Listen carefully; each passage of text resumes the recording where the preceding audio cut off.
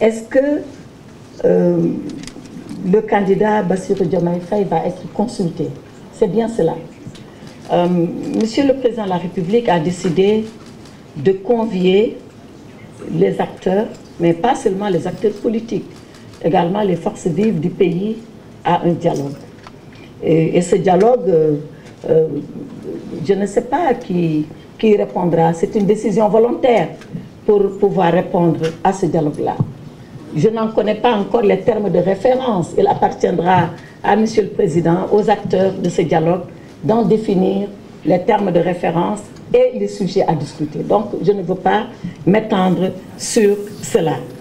Mais est-ce que Bassirou Diomaye Faye ira au dialogue? Il y a deux conditions à cela. Qu'il soit libre et qu'il accepte. Voilà les conditions. S'il est libre et qu'il accepte, il sera au dialogue. Quand est-ce qu'il sera libre? J'y ai répondu tout à l'heure. Si on estime que les conditions de son dossier, parce qu'encore une fois, et je reviendrai là-dessus et je voudrais insister, ce n'est pas parce qu'on est en prison que tout de suite on doit dire oui, oui, oui, je vais être libéré. Je l'ai dit, les procureurs apprécient au cas par cas.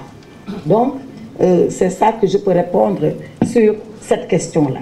S'il est libre et s'il veut aller au dialogue. Madame Diop de Las, pourquoi nous décidons de décrisper l'espace politique maintenant? Moi, je vais au-delà de l'espace politique, je dis l'espace social. Je l'ai rappelé tout à l'heure dans mon propos introductif.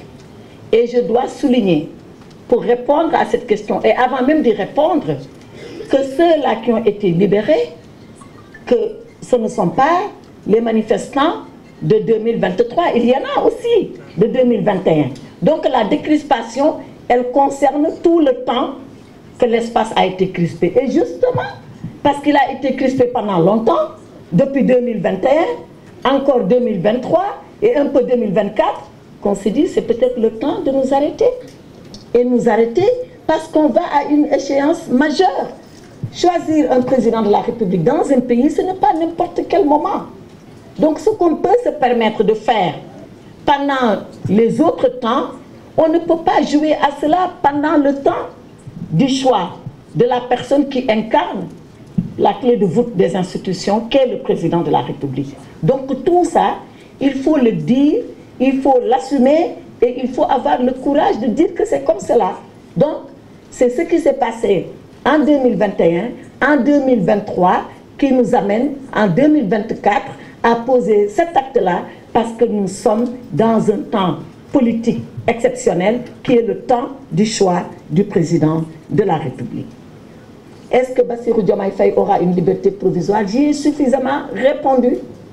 Je vous ai dit que les libertés provisoires, et d'ailleurs je signale que lui, son avocat avait déposé, et je pense que c'est la question que vous avez posée, les procureurs ont apprécié, s'y sont opposés, son avocat a fait appel, comme le droit lui permet de faire appel, les juges à la chambre d'accusation, ils apprécieront. Mais les libertés, ce ne sont pas des libertés arbitraires, ce sont des libertés fondées et articulées sur des éléments objectifs qui figurent au dossier, que le procureur apprécie et que le juge finalement sanctionne en décidant oui ou non s'il libère ou s'il ne libère pas.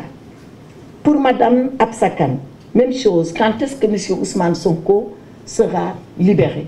Il y a deux façons d'être libéré. Et tout ça revient en une seule manière. La première façon, c'est quand votre avocat dépose une demande de mise en liberté provisoire et le juge apprécie. La deuxième manière, c'est quand le procureur lui-même, qui avait demandé que vous soyez sous mandat de dépôt, estime que vous n'êtes plus dans les conditions du mandat de dépôt et qu'il adresse dans ce sens-là, sans être saisi par qui que ce soit, il estime objectivement que maintenant c'est le temps de le faire parce que les conditions sont réunies, il saisit le juge et il demande au juge de le faire et tout ça, c'est les juges qui apprécient et qui le font de façon souveraine. Monsieur Moussangom de la Maison des reporters, où en sont les enquêtes? Une bonne question. Les enquêtes sont en cours et elles sont en train de se dérouler, y compris encore les trois derniers décès qu'on a eus en 2024. À Saint-Louis, il y a une enquête. À Ziguinchor, il y a une enquête.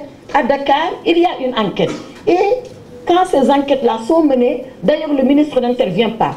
Dès l'instant où le procureur est au courant, automatiquement c'est lui qui ouvre une enquête. C'est à ce niveau-là. Moi, je n'ai pas besoin de prendre le téléphone, de dire à un procureur, ouvrez une enquête, encore moins de lui demander le contraire.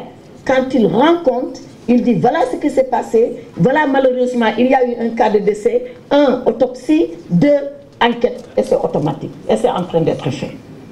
Dernière question de LCI Express. Vous aurez appris que... D'abord, pourquoi les 500? Mais les 500, parce que c'est 500 et quelques manifestants qui ont été, à la suite de ça, mis sous mandat de dépôt à Rebeuss. Moi, je n'ai pas inventé les 500. Les 500 étaient en train de perturber l'ordre public pour une raison, pour une autre. On les a pris par les forces de l'ordre, on les a déférés, on les a envoyés en prison. Et c'est sur eux, sur ce lot-là, que 300 et quelques ont bénéficié d'une liberté provisoire et il reste 200 et quelques. Moi, je ne dis pas que tout le monde va sortir, mais en tout cas, on est sur le temps de la stabilité, de la pacification de l'espace politique et social et nous sommes en train d'étudier si rien ne s'oppose à ce qu'ils soient libérés, ils seront libérés. Est-ce qu'il s'agit d'une relaxe? Je le dis et je le répète, c'est non. La relaxe, seul le tribunal peut la prononcer. Il faut qu'ils aillent en jugement pour être relaxés. Pour le moment, ils bénéficient de ce qu'on appelle une liberté provisoire, avec des conditions, en espérant, comme je l'ai dit tout à l'heure, que toutes les leçons auront été tirées, apprises et tirées, et qu'on n'aura pas encore à revenir sur des décisions qu'on avait prises pour apaiser le climat politico-social au Sénégal.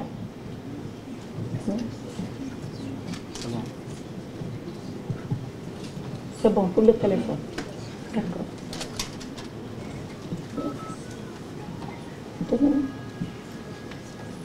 Oh, Madame le garde des Sceaux, on va prendre le troisième lot de 5 questions, oui. Si vous le permettez. Oui, oui, allez. J'espère que c'est le dernier lot. Bon, il y a un quatrième lot. Il y a un quatrième lot. Ouais. Et le quatrième est le dernier. Et un cinquième. Un cinquième lot. Bon, donc armez-vous de patience. Donc Amadou Barry de Iradio.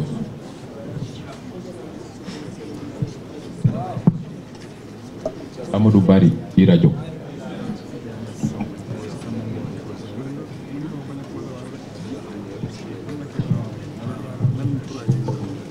Bonsoir Madame la Ministre, bonsoir à tous. Une question relative aux libertés publiques. On s'est rendu compte que ces derniers mois, toutes les marches sont systématiquement interdites quasiment. Et la dernière fois qu'il y a une marche ici à Dakar, elle s'est terminée de façon pacifique. Pourquoi au Sénégal maintenant les marches sont quasiment systématiquement interdites? Et l'autre question, bien sûr, il s'agit d'Ousmane Sonko toujours. On a entendu un de ses conseillers de l'ombre s'exprimer la semaine dernière dans un média international pour dire que sa libération est aujourd'hui sur la table. Est-ce que vous ne pensez pas que peut-être il ferait partie du lot de prisonniers qui pourraient être libérés? Et quant à Bassirou Diomaye Faye, un candidat en prison, est-ce que vous ne pensez pas que c'est une mauvaise image pour la démocratie sénégalaise? Merci beaucoup.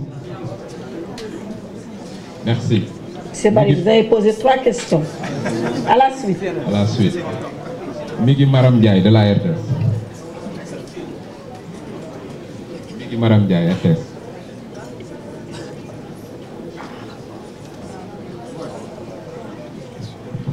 Merci beaucoup à tout le monde. Oui, d'accord. Alors, Madame la Ministre, le Conseil constitutionnel, en rendant sa décision, avait invité le président de la République et l'ensemble des acteurs à dialoguer et à proposer une date pour la présidentielle dans les meilleurs délais. Est-ce que, en tant que spécialiste du droit et en tant que garde des Sceaux, quand on parle de meilleurs délais ici, est-ce que vous pouvez apporter des précisions? Est-ce que vous pensez que toutes les conditions sont réunies pour que la présidentielle se tienne avant le 2 avril? Parce que certains disent que, au-delà de cette date, le président ne sera plus reconnu comme président de la République du Sénégal. Merci beaucoup. Pape Amadou Sy, APS TV.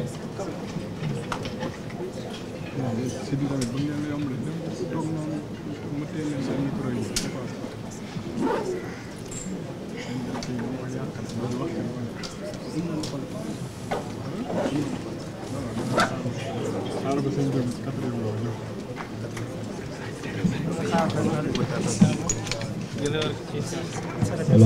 bonjour Madame la Ministre, je Papa Amadou Sy, journaliste à la presse sénégalaise.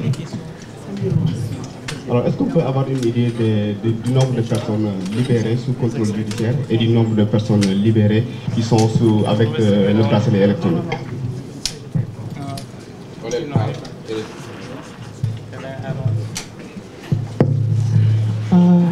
Et ce total salminima. Alors, mi namnotomo bela namnamde ko joni madame mi de pular mais walla mi woppuma ha gayna jaboda namnamde ko an sugoto. E tawde enen mbaɗ langue nationale sen gayni olen ɗaccu hami gayno français o ngam sa guddi tan mbaɗen jolfe e pular seydita a jarama. Bon, pour les Sérères, il n'y a pas de traduction. Hein. Vous devez vous ajuster. On ne traduit pas. En fait, elle demandait, est-ce qu'elle pose sa question tout de suite en poulard ou est-ce qu'elle attend la fin? Je lui dis d'attendre la fin. Voilà. Et la cinquième question sera pour Adama Diatta de Wa. Adama Diatta de Wa, W-A-D-R.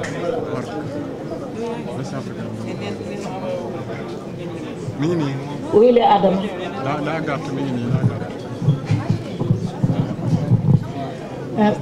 Ah, d'accord. Merci beaucoup, Madame la Ministre. Donc, je voulais poser la question à savoir, est-ce qu'il y aura d'autres libérations les prochains jours? Mais est-ce qu'il y a aussi un quota que vous allez atteindre du nombre de prisonniers libérés? C'est bon? D'accord, donc je vais répondre à ce troisième lot.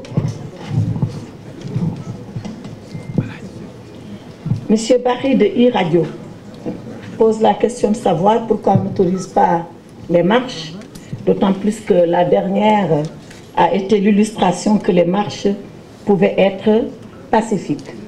Et deuxième question, est-ce qu'un candidat en prison ne renvoie pas à une mauvaise image de la démocratie au Sénégal? Pour répondre à la première question, je voulais dire que la marche, elle est prévue au Sénégal comme droit de manifestation et par la Constitution. Donc c'est une liberté garantie par notre charte fondamentale, mais qui renvoie, pour ce qui est de son exercice, aux lois et règlements. Et c'est quoi les lois et règlements?